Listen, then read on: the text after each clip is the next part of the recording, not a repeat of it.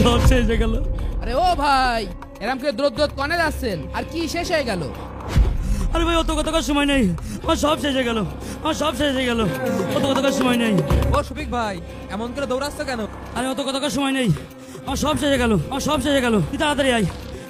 কি হয়েছে ভাই বলবেন তো? আরে অত কথা করার সময় এখন নেই, তাড়াতাড়ি আসেন। লোকটা মনে হয় অনেক বিপদে পড়েছে, ওনার হেল্প লাগবে। যাই।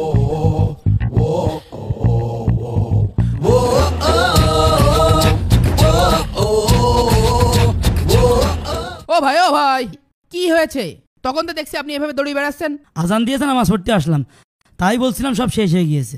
হায় রে পাগল বাঙালি, আজান দিয়েছে নামাজ পড়তে যাবেন আস্তে আস্তে। আমাদের প্রিয় নবী হযরত মুহাম্মদ সাল্লাল্লাহু আলাইহি ওয়াসাল্লাম বলেছেন, আজান দেওয়ার পরে তোমরা ধীরে ধীরে মসজিদে আসো।